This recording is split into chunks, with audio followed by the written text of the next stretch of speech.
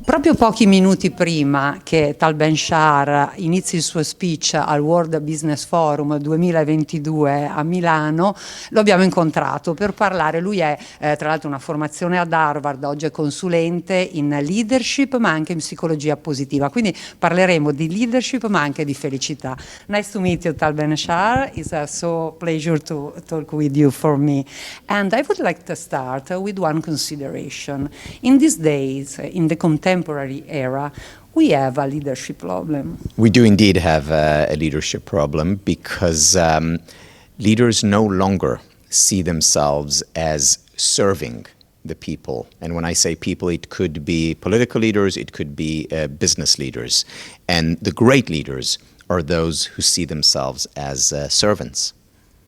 But how should a leader be? The leader first has to remember that their work is to help others, to contribute to the well-being, to the success of others. It's not about me, it's about you. In other words, other people matter. And having that perspective of leadership immediately changes your focus.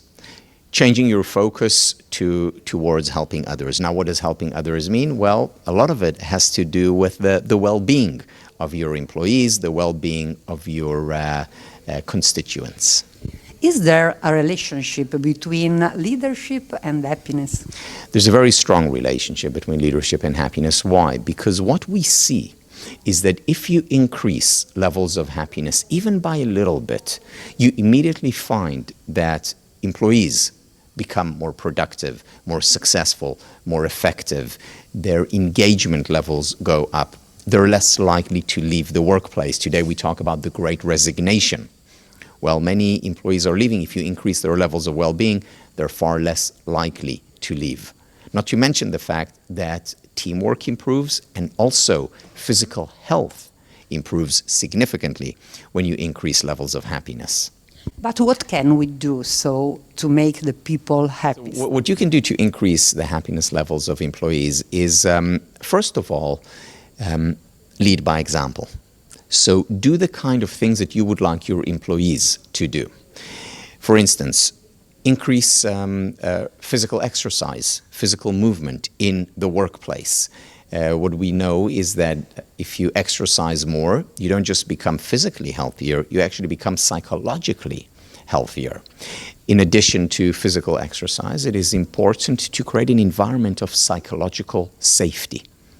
This is work done by Professor Amy Edmondson from Harvard Business School, who shows how when you create a psychologically safe environment where employees feel comfortable saying, I don't know, or making mistakes, learning from failure. These are the healthiest workplaces where also job satisfaction increases.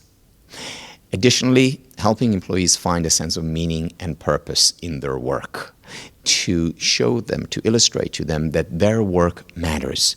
Where are they making a difference? Because employees that feel that their work matters, that they are making a difference, are more likely to put a lot of effort into their work. They're more likely to stay in that workplace.